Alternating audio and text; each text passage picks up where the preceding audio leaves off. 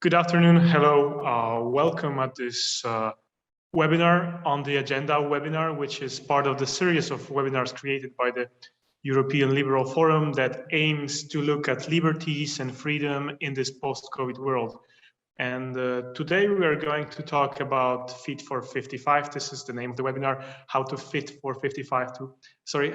is Fit for 55 to achieve the Green Deal objectives. And a very important topic and a very important document. As you all probably know, Fit for 55 is a package containing revisions and proposals to realize EU's climate goals of reducing greenhouse gas emissions by 55% by 2030 and achieve a net zero economy by 2050.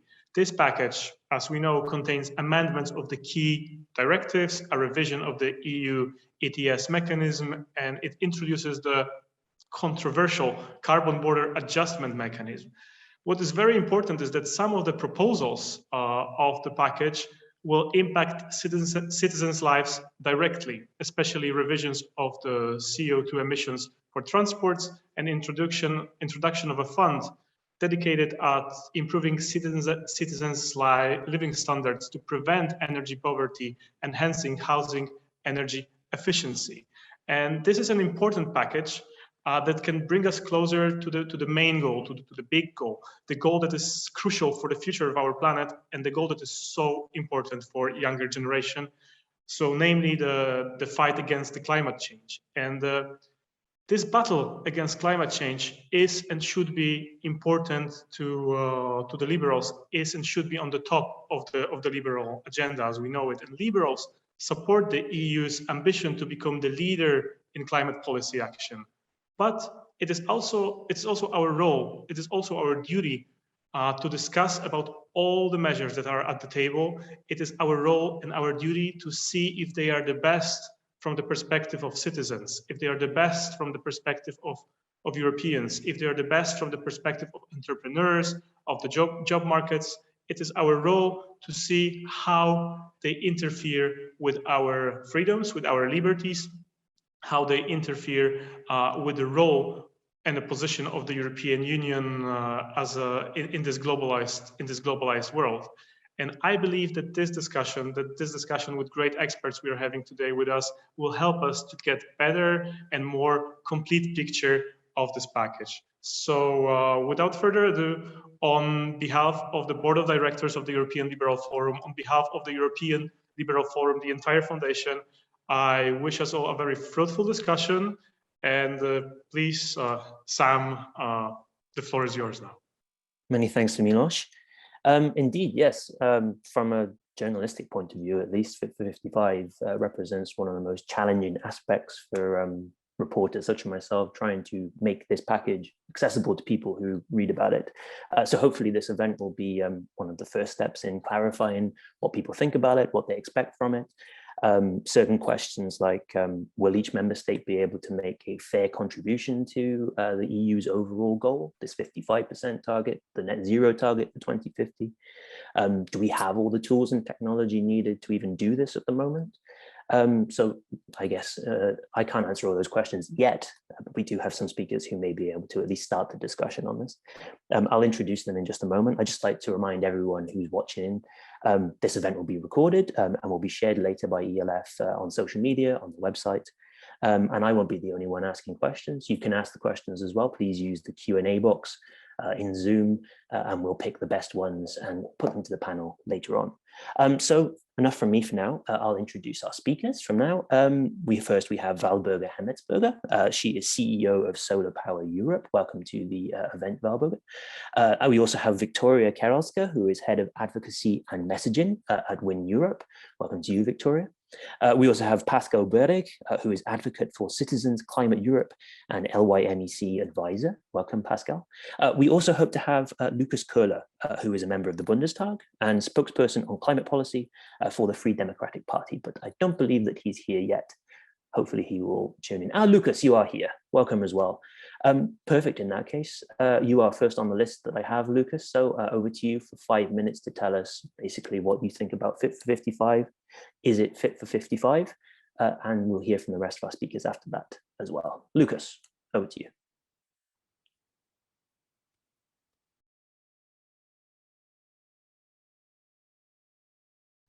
So thank you so much for the introduction, and I've heard the introductory talk, so I'm more than happy to talk about Fit for 55, and I do believe that it's a major step towards a political pathway towards climate neutrality, but it's just a first step. I believe there are some structural problems, I assume. So there's the whole part about the CO2 pricing, right? So there's the whole idea of the emissions trading system and the emissions trading system 2, and both of them are I believe crucial in order to sort of have a guideline on how climate neutrality can be achieved, but especially the emissions trading system 2, but also the sort of sharpening of the emissions trading system 1 for industry and energy.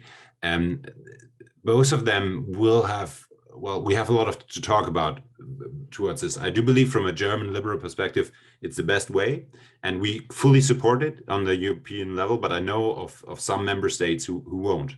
So some states have trajectories that have a CO2 emissions price that is much lower than the one we are having currently in the emissions trading system. And we have to talk about it. It's a good idea that we have a social justice fund. It's good that we sort of think about the injustices that can come along with climate change or with climate policies. But there's still a big question if this is enough. And one of the other questions I believe we have to talk about is the idea of the industry developing forward. So Invest EU is great. It's a good idea to have a program like this, but it's still a question of an international sort of alignment of different policies. So working together with the US and China will be required in order not to lose our industry, because I don't believe that a CBAM carbon border adjustment mechanism will be enough, or will be I don't even believe it's the right tool, but we can discuss that later. But I'm not sure if that will be enough in order to come along. And also something like the RED 3, the Renewable Energy Directive, is a great push forward. But if we see the trajectories we need from the IPCC, the latest report, then possibly it's a good step forward, but it's not enough to reduce CO2 emissions within traffic or within the, how you say in English, the heating industry, the housing, housing, and stuff like this seems, well, for all, I'll stop with that. I do believe it's a good first step, and I do believe it's a well-ordered step, except for the part where we have to talk about the effort sharing, because I don't think that effort sharing is aligned with the emissions trading system. So, and we have to align these, otherwise we get into deep trouble with uneconomic or inefficient policies. But it's a good step. It's a good step forward, and we have to work on it being even a bigger step in the future. Thanks, Lucas. That's great to hear already that you already know what's wrong with the proposals in a way, but we see the way forward as well. Going to our next speaker, Valberger, over to you. You represent a specific part of the renewable energy industry.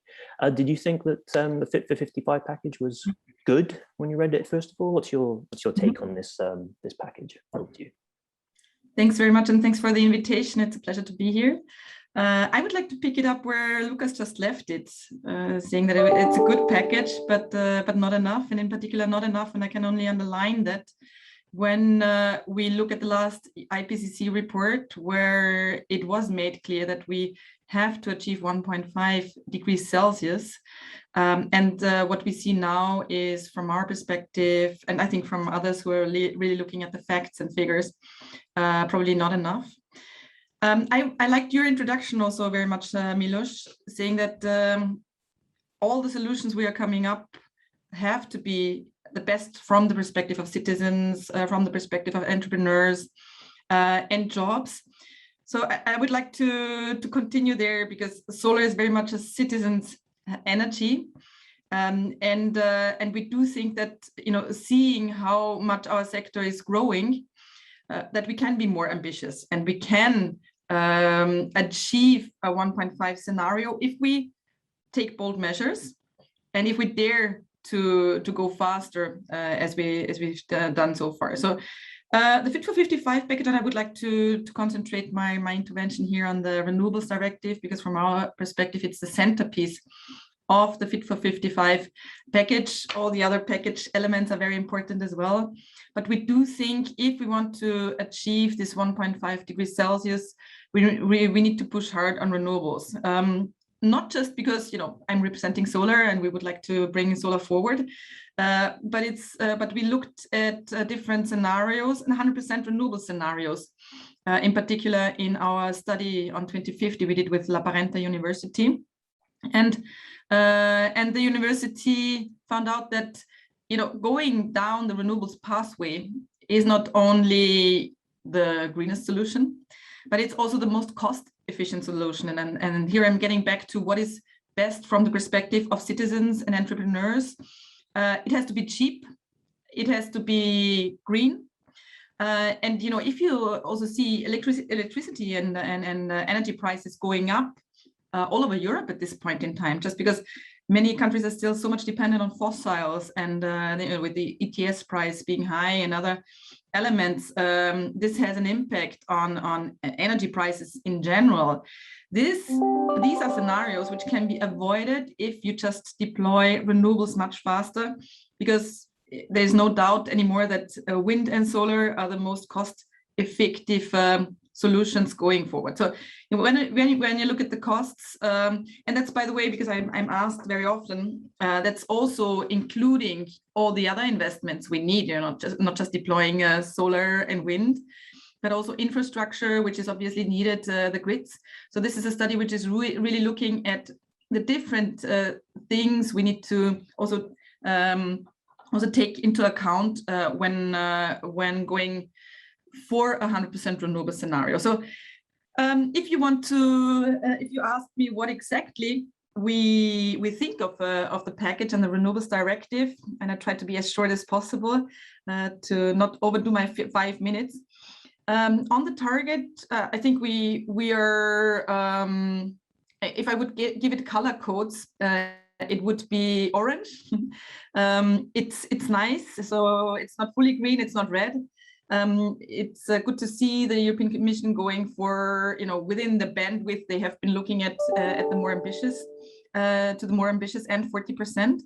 But we do think it needs more. As I already laid out, the most cost-effective way is go 100% renewables by 2050 at the latest, and with the 40%, we're just not getting there. So we're advocating for 45%.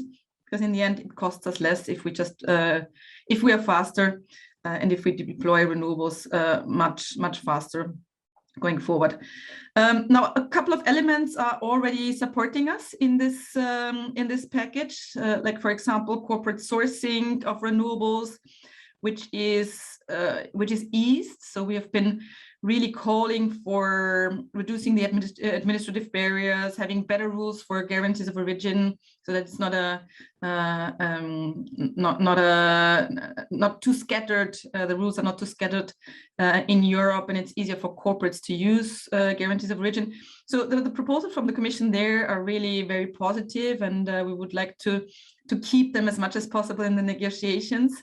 But another thing where we felt where there's a huge shortcoming and a lost opportunity is to encourage in general corporate, so industry and the commercial sector more to use renewables, you know, to cover their roofs, for example, with solar, and use more renewables in general, because the potential of this sector is huge. So we're talking about 400 gigawatt of solar potential and renewables potential in general. So this is something which can be very easily unleashed by just reducing the administrative barriers for companies to engage in renewables. So that's one thing, how you know, if you want to be ambitious, unleash this potential. And then we're getting to 45% we are asking. And the other thing is roofs in general. The potential is enormous. Not just talking about the roofs of companies, but generally roofs. Very conservative figures from the Commission themselves in the Joint Research Center is somewhere around 680 terawatt hours. just to put it into perspective, it's 25% of today's electricity consumption. That's the potential. So we need to incentivize using this potential much more, maybe also set minimum requirements. The Fit for 55 package is going into this direction with an indicative target of reusing renewables in buildings of 49%, but we think there's still some leeway to improve it. I'm not going to talk about permitting because I'm pretty sure that Victoria, you're taking it. We're fully aligned on that one. So I'll leave you the floor on that one, very important. And then last but not least, hydrogen, which is very positive in the package, in the Renewables Directive, because it's concentrating on renewable hydrogen. That's very important. That is the future, and we should concentrate on it.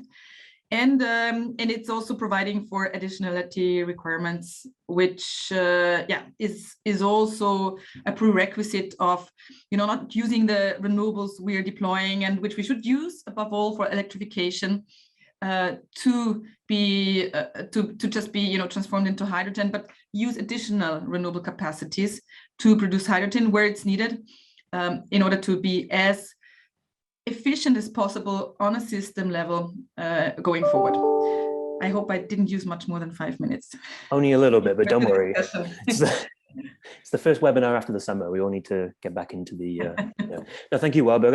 I really like your color-coded way of assessing the Fit for 55 package, even though green, amber, and red brings up horrible memories of COVID maps and things. But I like that. Thank you for all the information.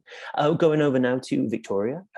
Yes, Warburg mentioned that you would cover an aspect of policy that you both share. Tell us what you think about Fit for 55. Is it good enough? Yes, thanks a lot, Sam, and good afternoon to everyone.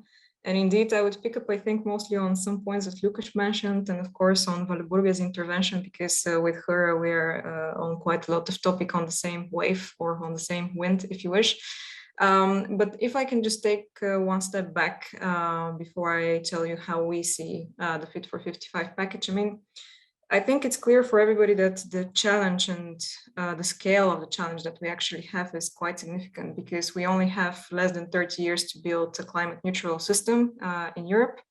And from the perspective of the wind industry, of course, it's quite significant, because in every single impact assessment of the European Commission, it's always our sector that needs to contribute kind of the most to that endeavor. The European Commission is already expecting that half of Europe's electricity will be coming from wind in 2050. And we as well are very much also looking forward in what types of decarbonization we can have with the cheapest solutions, such as our renewable energy, so wind and solar. And in that perspective, also the electrification angle is extremely important for all of us here, because it's not only about how do you achieve climate neutrality in the fastest possible way, in the cheapest possible way, but also what brings the most benefits to people. And in that perspective, direct and indirect electrification with renewables is, I think, the key that we would be looking forward to in the future. And the second aspect of this about the benefits that we need to create for citizens, for our businesses with our resources, also goes to the fact that you need to have competitive industries in Europe that can actually deliver this climate neutral system. And for as far as we're concerned as European wind industry, we're a huge industry actually. We are supporting 300,000 jobs across the entire European Union. We have 248 factories. We are bringing a lot of benefits to our citizens. And I think in the bigger picture of things, we also need to bear in mind that half of the installed capacity worldwide is actually produced by European wind companies when we talk about our sector. And that is something that we would like to also keep. And it brings me back to what Lukas said at the beginning. We also need to think about the industrial aspect of these questions. So having said so, considering what we need to achieve in the next 30 years, there is a huge expansion of renewables that needs to happen. I think the Fit for 55 package is giving quite a good signal to investors and also citizens that we are going in this direction, that we need to be increasing this renewable energy capacities, not only with the higher renewable energy target that it proposes for 2030, but also with quite a lot of the provisions that were therein. And for our sector, these new targets and higher ambition would essentially mean that we need to be doubling the installed capacity of wind energy in the European Union by 2030. So instead of the 15 gigawatts that we're installing every year, we actually need to be installing 30 gigawatts. And that as well has its challenges and needs to be addressed in the coming decade. So from the Fit for 55 package, if I need to single out maybe 3 very critical points, so of course it would not be an exhaustive list. I think we are very pleased with the provisions that we have seen on the electrification of different aspects of the European economy, and also how the European Commission plans to incentivize different sectors to decarbonize with renewables. It goes back to what Volker said. There are extremely good provisions on corporate power purchase agreements, so PPAs, which indeed need to remain in the final negotiations. There are also very good provisions on how to incentivize potentially electrification with renewables in industry, in the transport sector, and that as well needs to stay as the negotiations go on. The second aspect, which we were very pleased with, was on the infrastructure element of things, because the Fit for 55 package also recognizes the fact that you need to be working out the infrastructure from our sector's point of view on offshore grids. And this is very well also mentioned in the Renewable Energy Directive, the fact that we need to be planning our capacities for offshore wind, the fact that we need to be planning also our grids for offshore wind. And we also thought that in some additional aspects of the package, there were good provisions also on how you need to be building out the infrastructures, for instance, for electric vehicles. And that is something that we would be looking to keep in the final provisions of the package. One point which is extremely important, and where the Commission is opening a door, and we hope that they would also be able to provide additional elements to that door, is again what Burger mentioned, permitting. Because we can achieve, I think, a lot of this ambition, a lot of this capacity that the Commission foresees if we act immediately and very, very ambitiously on the permitting of renewable energy capacities in Europe.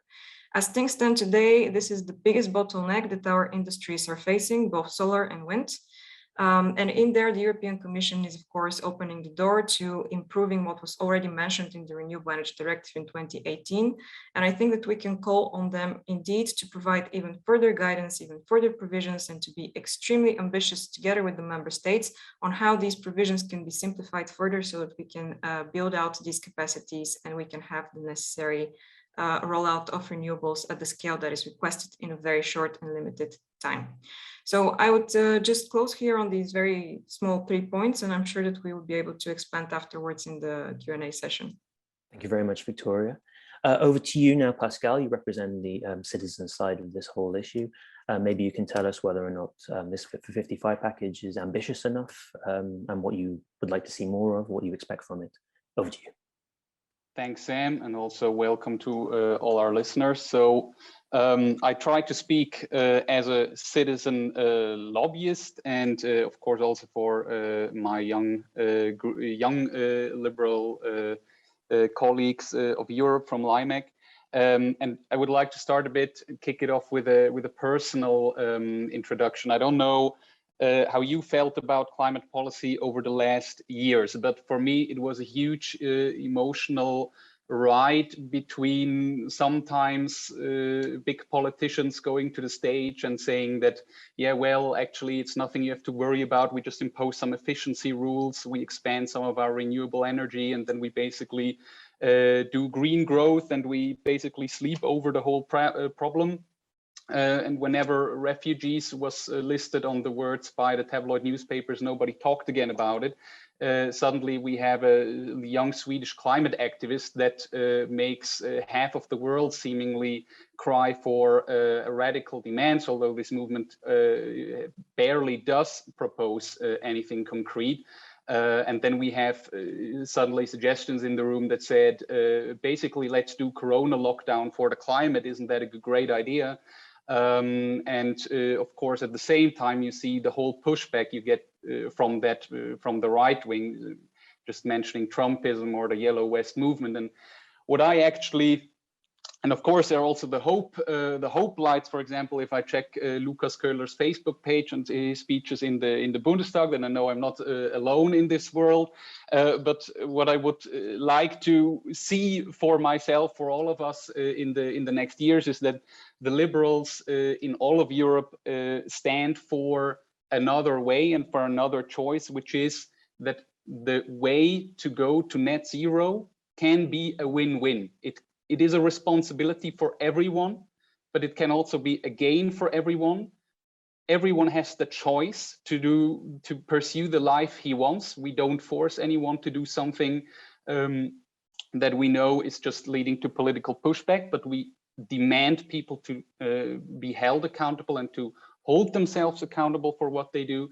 Economy-wise, that for me means that we have a cyclical carbon economy where we avoid carbon emissions, we pay for carbon emissions that we cause in the context of the budget left, and we award people for enlarging this budget again by removing CO2 from our atmosphere. And of course, when I say CO2, I mean all greenhouse gases in the realm of what is technologically possible today. So in that regard, is Fit for 55 fit for my purpose and for what I consider the current policy stance of LIMEC? I think I would agree with many things that have been said so far, and obviously, of course, also Lucas as a liberal parliamentarian. Carbon pricing for me is the way to go. If I would change one thing, I would build a time machine, go back and do the whole thing 20 years ago with regard to carbon pricing. So of course there are many details to be discussed.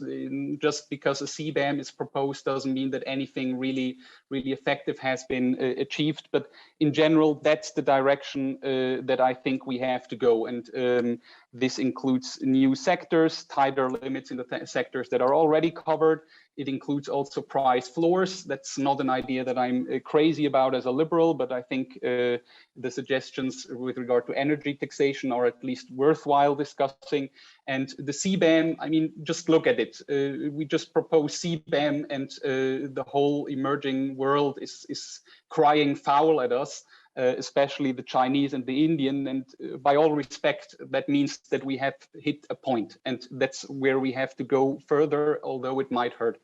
Then another important point is, of course, the regulation of carbon sinks. I will later mention a few things because that's actually something that is not enough for me yet, but at least the EU has heard that there is potential for improvement, and they are about to implement with Fit for 55 a better regulation of that area. And in general, I would like to state that it's good that the EU tries to cover as many areas of our economy and of our lives as possible. Not because I like to see regulations across thousands and thousands of pages. That's not my liberal view, but it's very important, and it becomes even more important that climate policy is credible, and that it's not like, yeah, okay, now car drivers have to pay up and people who take a plane pay up. But whenever people ask about the responsibility of the industry and what we do about carbon leakage, then politicians say, yeah, nice question, next question, right? I mean, everyone is in this boat now, and you can't leave this boat anymore. That's the message of the package, and that's in general a good message. Now, for the improvements, of course, we could have a series of podcasts simply about what everyone in this call would like to improve about the whole thing. I'd like to keep it on one general point. Of course, I would wish for way less bureaucracy and actually come to a pan-European agreement that there is one thing we want. We want net zero. And everything we do has to serve that purpose. The crucial thing is we don't know how that exactly will work. We don't know which technologies we have in 20 years. We don't know if the renewable energies we have now are fit for that purpose or not, or even way better, and we don't have to worry about it at all. We don't know if electric vehicles will save the day or not. I guess it's quite obvious that your parents and all other people you know that have a combustion engine car will not just dump this car and put it to the side of the street and go and buy an electric vehicle. So, you know, it's like the Fit for 55 package tries to kind of regulate all of that aspects, kind of to say we can literally put our future black on white and just do everything as if it was a checklist. And that doesn't work. What it needs for me in that context is, first of all, we have to expand the carbon pricing, and for me that would include that we go to climate dividends or climate income. We have to redistribute what we take in with carbon pricing. I would say we definitely have to stop with buying consent of single countries or industries by subsidies, especially free allowances for the industry. I mean, this has to stop as soon as anyhow possible, that we distribute free allowances to industries that are actually covered by the emission trading and have to pay their fair price in the system. Because what do you think citizens will think about that? It's like politicians want us to do something, and something that will lead to higher costs and more difficult lives and less choices in some regard. But industries just get free allowances, and that's basically leading the whole thing to absurd. So we have to stop with that. And if there are any subsidies left, we have to do it in a way that companies are committed to actually invest in low carbon technology, for example. So I guess it's like you say, Pascal, about having a credible climate policy, right? That you need to make sure that all of these things work together. Some great points there. We are running on shorter time, so I have to cut you off there. We'll come back to some questions later. Just moving to you now, Lucas, because I am conscious of the fact that you do have to leave before the end of the event. Some questions for you, first of all, about carbon pricing, as both you and Pascal have said how important this is to make all of this work together. This week, the ETS actually was hitting something like a record price again, over 60 euros a ton. Great news. But as both of you said, they are introducing some major reforms to this in the Fit for 55 package. There's the CBAM. How does that all work together? Is there a risk that all of this good work with carbon pricing will be undone in a way if there is, tinkering with something that already works? Is there a danger that, the key to all of this will lose it? Or what needs to be done to make sure that emissions pricing is still done well after these reforms are done in a way? So let me just say a sentence in order to kind of get the picture on why I believe, or we believe that emissions pricing is an important key factor. So basically, no matter what policy you choose, everything has a price, right? But some prices are just not transparent, and some prices are not will not give money to the states, in order you can't do some investment program or some social benefits from this if you don't have the money by the state. So for example, if you end fossil combustion engines, so it's a price tag on that as well. So if you amp up, for example, the fleets, what do you say? I don't forget the word, but the stuff where the cars can't emit so and so. The standards, so the fleet standards, the fleet standards. So if you amp that up, that has costs as well.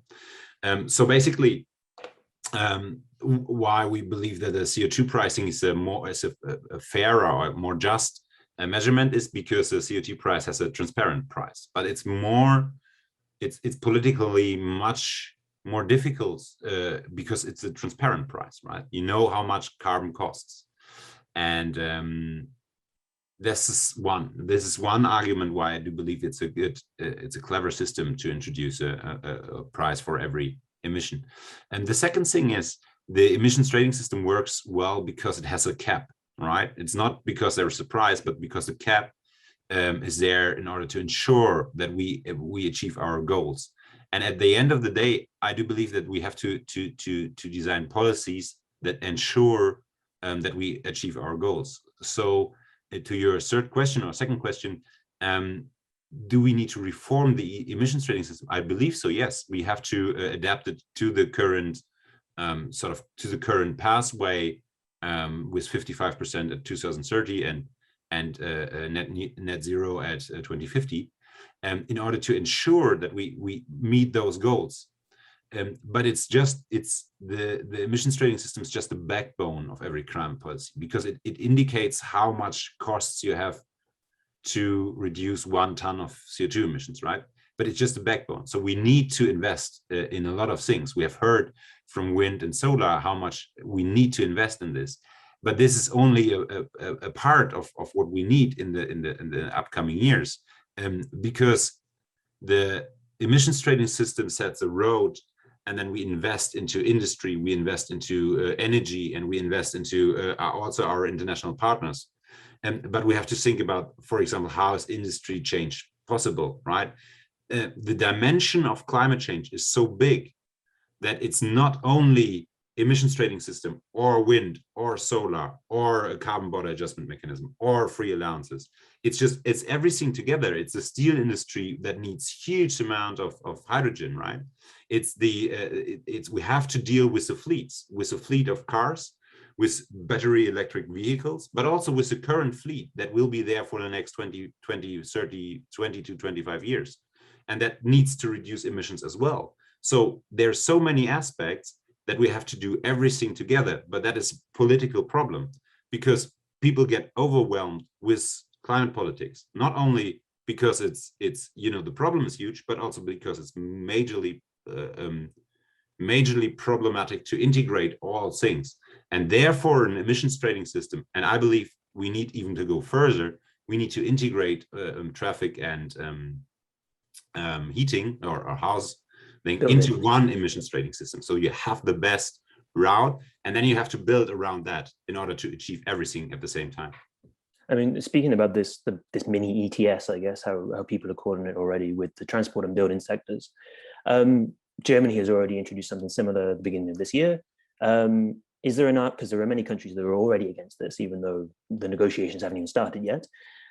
Is there a case for saying at the end of this year, for example, we've had this for 12 months in Germany, it seems to be working well, maybe it has or not, I'm not sure.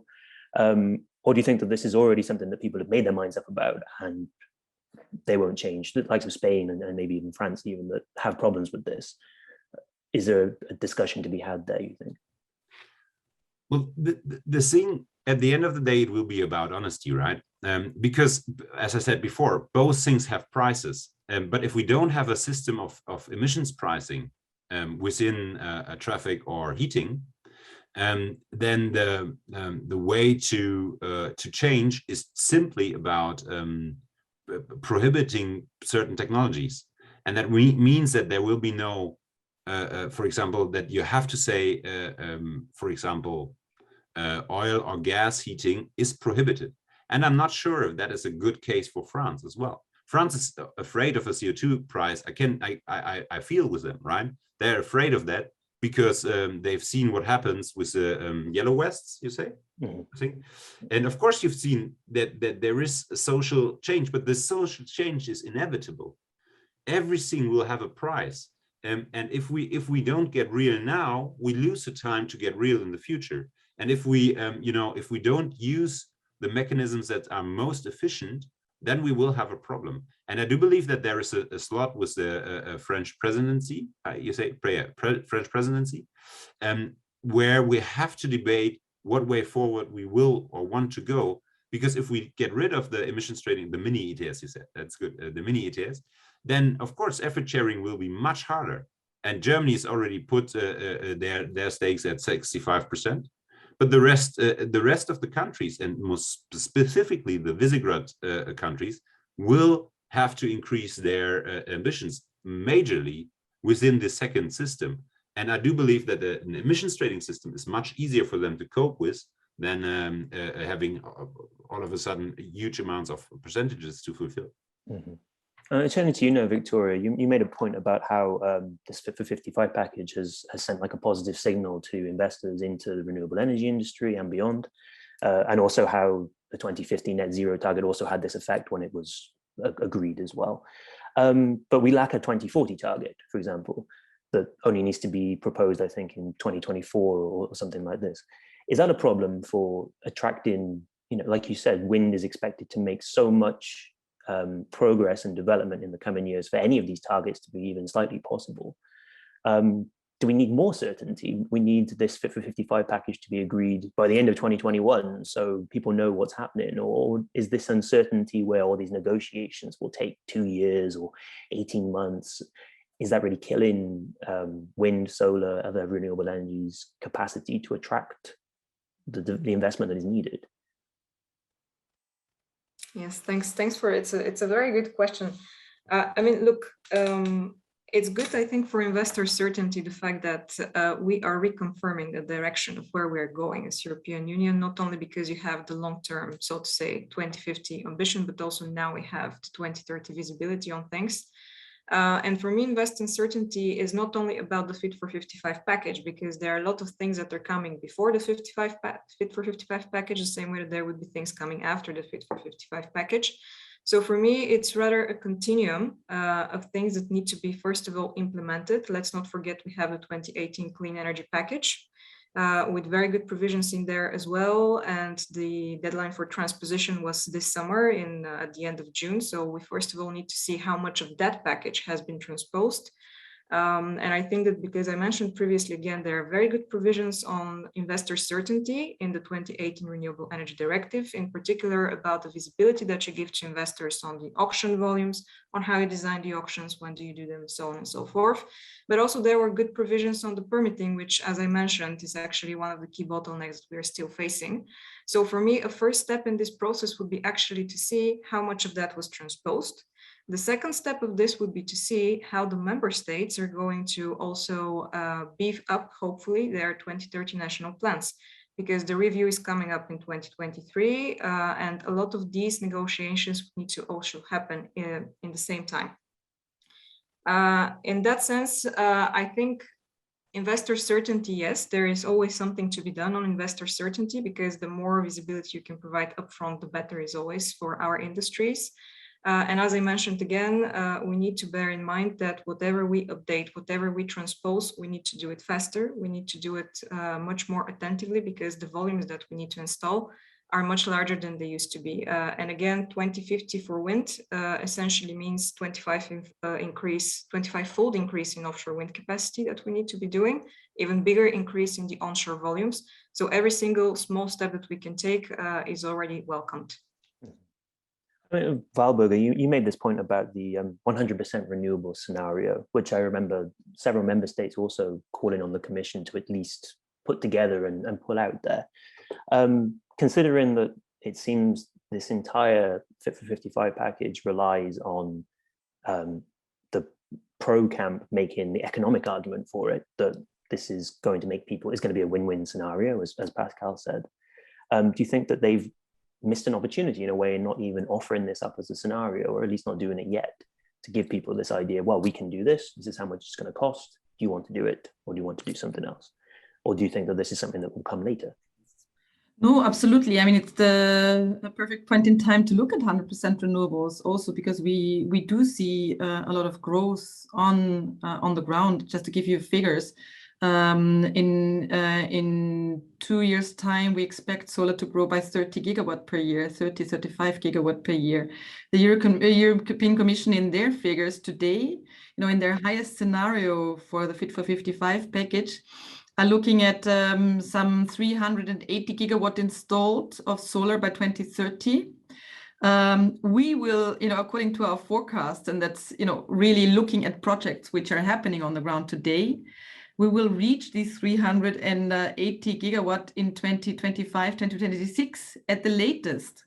So it is worthwhile, first of all, looking into 100% renewable scenario, yes.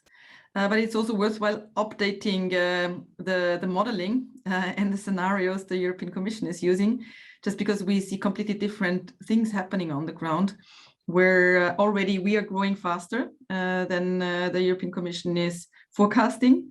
But this is still, I mean, I don't want to sound too positive, because I still want to uphold my message that we have to go much, much faster. So with what they're proposing now, the 40% renewables target by 2030, if we are using our current forecasts together with our scenarios, which we have built in this study, we think that we would be at around 660 gigawatt installed. Just to give you a comparison, we're at 137 today, but we will double in the next couple of years and then triple. So this is what we are supposed to achieve already, under what we see today as proposed figures under the Fit for 55, but we need to have more. So if we want to go to a 100% renewable scenario by 2030, we would need to have something around 850, 900 gigawatts installed, which is high, yes. But, looking at it, we can be at 600 easily by 2030 already. Just need some more ambition and a little bit more bolder decisions. in order to take us where it is the cheapest for Europe to go. And maybe let me just comment on one thing, Lucas, you said. Just 2 seconds, Saarburger. Thank you, Lucas, for joining in, and best of luck with the campaign. Just wanted to say goodbye. Thanks. Yeah. Thank you. Have a good day, and thanks for the great debate. What a pity, because I still wanted to pick up on what Lucas just said on the costs, because indeed it's very important to have a transparency on costs. I fully agree, that it costs also something of getting out of the current system we have with a lot of fossils. But if you compare that to the costs we are all looking at when we are not being ambitious enough, with all the climate changes we are looking into, not only the weather events and so on and so forth, and what that costs to society, I think we have to make that much more transparent compared to the costs we're looking at investing into a new system. Mm-hmm. I mean, this issue of costs, Pascal, about having to win this argument to make it a win-win situation for everybody. Do you get the sense that this is already an argument that's kind of been losing? Because whenever anyone makes this comparison of higher costs to fund the transition, the yellow vest will happen again. Seems to be the default position for a lot of people. Or do you think that the more we go through with this, the more likelihood there will be people seeing the need to make investments to have a social fund as the Commission wants to do? Yeah, very true point. Especially recently, we have heard again, or at least me in my bubble have heard of a lot of conservative politicians that suddenly emphasize 100 times fold how much carbon pricing would hurt to the lower classes, as if that was a concern several years ago, although it's, of course, it has some truth in it.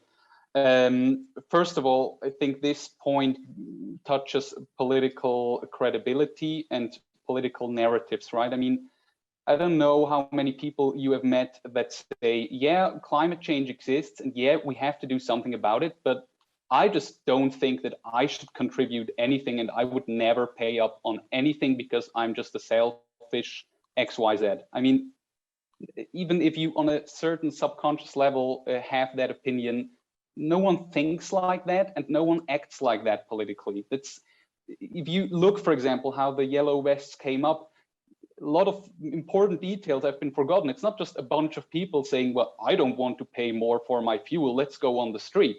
I mean, there were always some people that are against climate action and they haven't gone to the streets before. What actually was an important igniting factor for the whole thing was that the government, there were a leakage of government plans to actually use that money for another purpose than an environmental one. So I think we can and we should openly talk about costs and being truthful with each other and the responsibility we have to take. We don't have to be afraid that people will always close down immediately when talking about costs. I think it is really a credibility issue, and we should also dare to just speak plain language with people.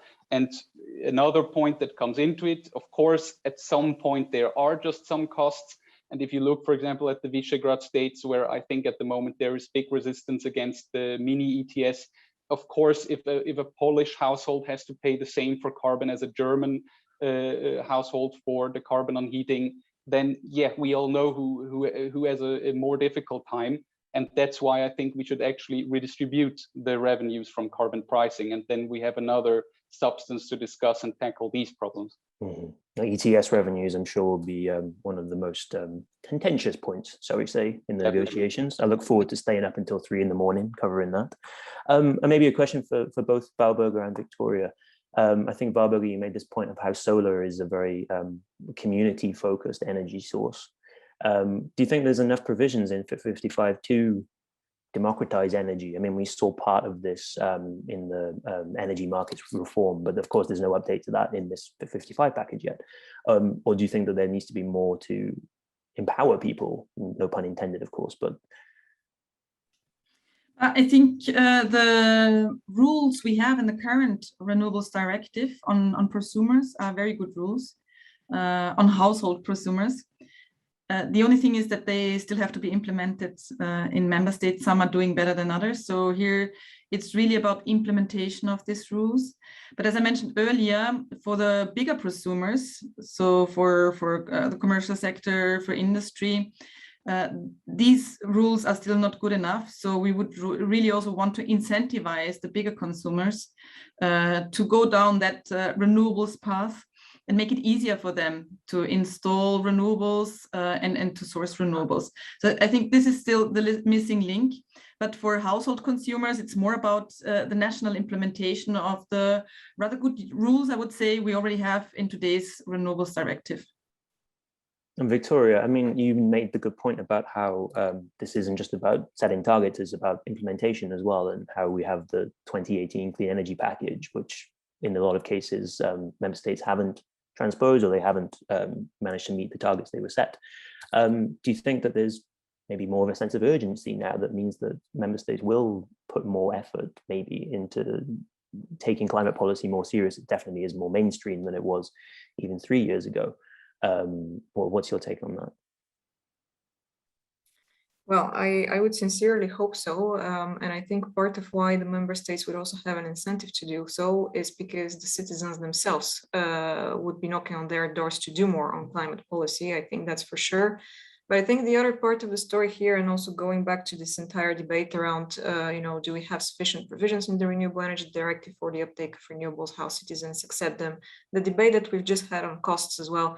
I think there is still a lot of work to be done on awareness raising, not only about the costs, not about only the cost argument of how, renewables today are the cheapest sources of power generation, for us to overcome in a lot of countries in the European Union, and I'm saying this because I'm also from Eastern Europe, the fact that people think it's still so expensive to build these new green forms of technology that are delivering your future. There is a lot of education to be done on that side of the story, the same way that we have to be speaking, I think, much more openly with everyone around the benefits that these resources are also bringing in to not only to the European economy, but just to the people on the ground. Because every single turbine that you install or solar panel, that brings benefits also to the people, because it's taxes, it's jobs, and it's so many things. And quite often we're overlooking that side of the debate, which I personally think is very regrettable. And it's one of the reasons why we're slowing our ambition and we're slowing the pace of where we actually can be. Where do you think the responsibility for raising this awareness should come from? Is it national governments? Is this something that the EU can do way more of, or NGOs, civil society? Where do you think the real push can come from? I think the real push can, of course, come a lot from all of us, actually. I don't see that why there needs to be one central authority that is making this push. I think the European Commission certainly has resources and a lot of outreach to be able to support this awareness raising. National governments as well, I think media as well, and I'm sure that ourselves as industry, we are also doing quite a lot also on this aspect. This is undoubtedly my favorite topic to moderate, climate policy, energy policy, because I do know at least a little bit about it, so I can pretend to know what I'm talking about. But unfortunately, we have run out of time because this is only a short webinar, but I am almost certain that we will all be able to continue this debate at some other time in another venue, another forum, hopefully in face-to-face in person sometime soon. I'd just like to thank you, Victoria, Pascal, Warburger, and also Lucas, who gave us some of his time as well. What can we say about the debate that we've had? Costs, awareness, transparency, all of these things seem extremely important to both negotiating this Fit for 55 package and also implementing it afterwards, which is the important part at the end of the day. Otherwise, this is really the first step in this little journey that we'll be all going on together. In this, there'll be trilogues, there'll be Parliament draft reports to think about who wants this position, who wants that position, or things like the carbon border adjustment mechanism even make it into law. We'll all see, won't we? Again, thank you to everyone for tuning in. I'm sorry there weren't any questions, but I guess you're all still getting over your post-summer blues. I know I am.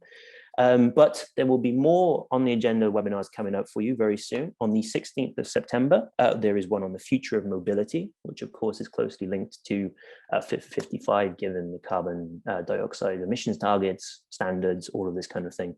So definitely tune into that, 16th of September, and see you there probably. Again, thank you to our panelists, and see you next time very soon. Bye. Thanks all of you. Bye. See you.